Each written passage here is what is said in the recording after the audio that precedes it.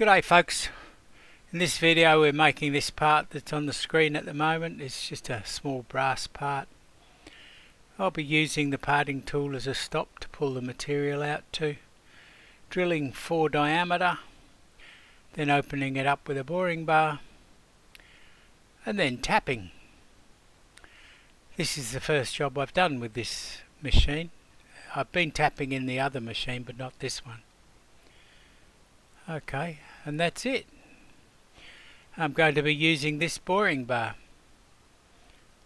Sorry, it's not a very good picture. That's why it's not a very good picture. I did that to it. So fortunately I had already got a toolmaker making up a step drill for me.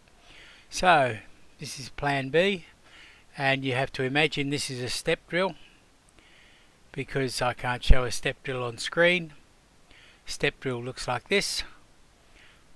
4mm, it's a 7mm drill with a 4mm step. And then we tap it.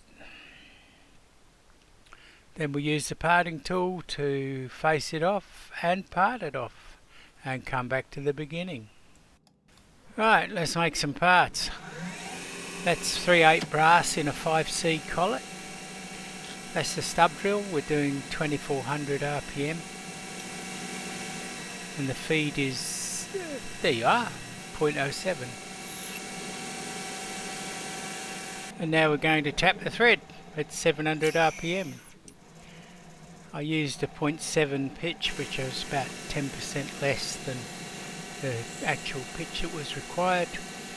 There's the parting tool doing its thing, parting it right off and going back to the stop position. I thought I'd show you this because this is the way I have to use my collet closer. My collet closer is exactly that. It doesn't open the collet. So I have to operate the lever to release the tension on it and then give it a hit with the hammer so that the collet moves forward. The part becomes loose so that I can advance the material. And here you can see it's just finished again. Pull the lever, give it a thump, move the material forward up to the stop, and away we go again. That's the surface finish I was getting on that ceiling face with the step drill.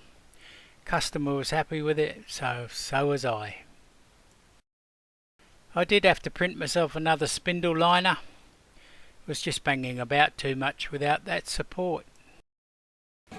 Thought I'd give you just a quick look at the tapping. This is at half speed, but you can see the float that's involved in the movement, and that's the finished part. Thank you for watching.